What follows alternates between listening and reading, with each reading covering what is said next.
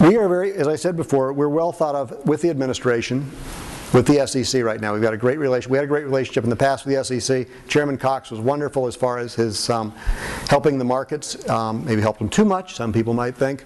But we certainly, with Chairman Shapiro, have a friend. Anyone doesn't believe it, go look at the SEC's website, read any of her speeches, and you will see that in her addresses that she makes to the SEC commissioners, who she's talking about is CPAs and their role in the future is being the new regulatory agents. We presented 8 points to her this year, and in March. April, she fully adopted them from a standpoint of asking the SEC to approve them. She talks about them in her speech that she gave to the SEC in her first meeting with the SEC. And these are the areas that we see changing in the broker-dealers, the hedge funds, and the investment advisors.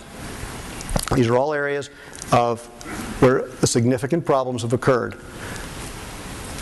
Broker-dealers, you can see, I'm not going to read all these to you because I think everyone can see them, and it's just ridiculous to waste time reading to you. But this is some of the points these are the points we've been making. Hedge funds, as we all know that there is no formal definition of a hedge fund. A hedge fund is everything it wanted to be. It was a great loophole. Unless it was a publicly traded hedge fund, it was a fabulous vehicle to avoid a lot of SEC regulation.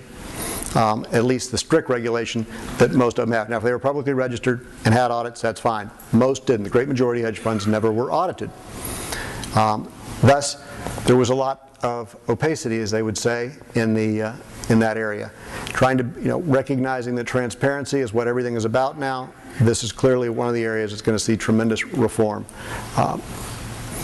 Investment advisors, when there's an involvement in the reconciliation and/or custody, we're definitely going to see more audits in this area and surprise audits, similar to those that we had with SAS 70 and pension plans. So anyway, these are just some of the areas. I wish I could spend more time on them, but literally we just don't have enough time this morning.